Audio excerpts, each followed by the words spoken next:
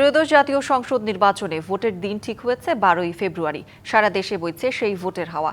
এ নিয়ে কি ভাবছেন সাধারণ মানুষ থেকে শুরু করে আগামীর জনপ্রতিনিধিরা?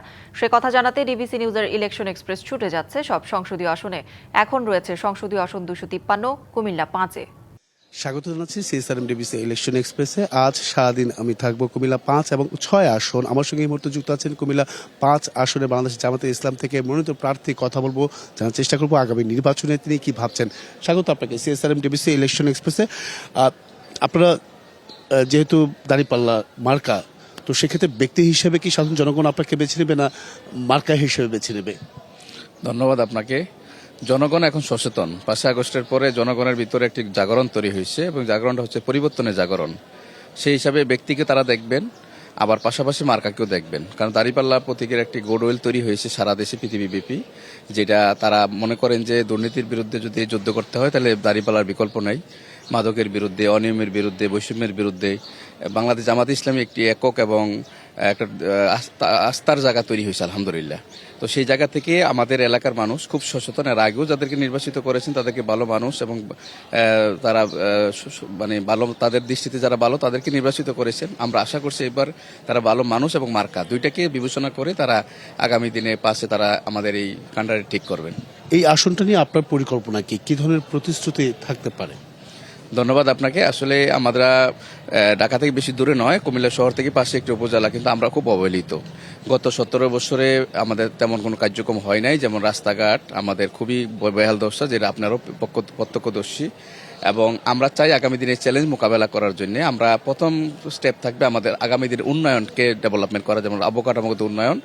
দ্বিতীয়ত যেটা হচ্ছে আমাদের শিক্ষা নিয়ে আমরা অনেক স্বপ্ন দেখছি। আমি নিজে একজন বিশ্ববিদ্যালয়ের শিক্ষক হওয়ায় আমার শিক্ষাকে নিয়ে একটা বড় টার্গেট আছে। আমরা বাংলাদেশে একটি মডেল তৈরি করতে চাই শিক্ষার দিক দিয়ে, এবং আমরা বেশি গুরুত্ব দিব কারিগরি এবং তথ্য প্রযুক্তির যুগে কারিগরি শিক্ষা, কর্মমুখী শিক্ষাকে আমরা বেশি গুরুত্ব দিব।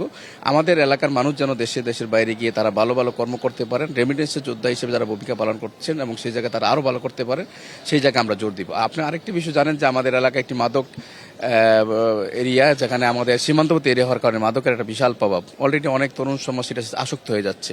তো আমাদের একটা বড় চ্যালেঞ্জ হচ্ছে যে আমাদের তরুণ এবং সবাইকে সাথে নিয়ে আমরা একটু ঐক্যবদ্ধ, আমরা একটি জিরো টলারেন্স মাদকের বিরুদ্ধে, সেটাকে আমরা খুবই গুরুত্ব সহকারে আমরা এটা নিব। এবং আমাদের তরুণদের কর্মসংস্থানের জায়গা থেকে আমরা আগামী দিনে একটি সুন্দর যেন তরুণরা কর্মসংস্থান পায়। শিক্ষিত তরুণরা অনেকেই বেকার, সেই জায়গায় তাদের জন্য আমরা কর্মসংস্থানের ব্যবস্থা করার পাশাপাশি অনেক পরিকল্পনা জানলাম। তো সেক্ষেত্রে আপনাদের সঙ্গে যারা ইসলামী আন্দোলন বাংলাদেশ ছিলেন সেটা কিন্তু আলাদা হয়ে গেছে এখন, সেই ভোটটাকে আসলে ভাগাভাগি হবে কি? আমি তেমনটি মনে করি না, কারণ হচ্ছে এখানে তেমন প্রভাব পড়বে না। এখানে দুইটি দলকেই মানুষ বিবেচনা করছেন, একটা হচ্ছে জামাত ইসলামী আর একটা বিএনপি। এই দুইটাকে তারা মানুষ বিবেচনা নিচ্ছেন এবং তারা যারা আছে বাকিদের সাথে আমরা কথা হচ্ছে। আশা করছি তারা সময়ের ব্যবধানে আমরা আশা করছি তারা একই প্ল্যাটফর্মে চলে আসবেন। আমরা সেটা নিয়ে আমরা ভাবছি না, আমরা তাদের সাথে যোগাযোগ অব্যাহত আছে।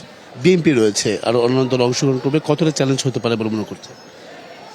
নির্বাচনে মানে হচ্ছে চ্যালেঞ্জ, সেটা স্বাভাবিক থাকবেই। তবে আমরা এবার যেটা দেখছি যে জাগরণ তৈরি হয়েছে, দলমত নির্বিশেষে সবাই ঐক্যবদ্ধ প্ল্যাটফর্ম একটা আসছে। যে আমরা তো 54 বছরে বিভিন্ন দলমত আদর্শ থেকে দেখছি, এখন আমরা একবার দেখি দাঁড়িপাল্লা কি করতে পারে। এবং তারা মনে করছেন যে আমি শিবিরের কেন্দ্রীয় সভাপতি ছিলাম এবং পড়াশোনায় যতটুকু আল্লাহ দিয়েছেন, তারা মনে করেন যে আমার এলাকা উন্নয়নের জন্য দাঁড়িপাল্লা বা ডক্টর মোবারকের বিকল্প নেই। তাই জনগণ এরকম একটি ভাবনা তাদের ভিতরে তৈরি হয়েছে। শেষ প্রশ্ন হচ্ছে, নারী ভোটাররা কি বলছে? নারী ভোটাররাও খুব সচেতন। আমি খুব নারী ভোটারদের আশাবাদী যে নারী ভোটাররা সবচেয়ে বেশি উৎসাহিত, যে পরিবর্তনের পক্ষে, তারা ন্যায় হিসাবের পক্ষে। তারা চায় যে আগামী দিনে সমাজ পরিবর্তন করতে গেলে দাঁড়িপাল্লার বিকল্প নাই, সেটা তারা মনে। অসংখ্য ধন্যবাদ আমাদের সঙ্গে আপনি এতক্ষণ যুক্ত ছিলেন। পরবর্তী সংবাদ বেলা 12টা থাকছে ভিন্ন কোনো রাজনৈতিক দলের মনোনীত প্রার্থীরা কি ভাবছেন আগামী নির্বাচনকে কেন্দ্র করে সেসব বিষয়। সঙ্গে থাকুন সিএসআরএম ডিবিসি ইলেকশন এক্সপ্রেসে।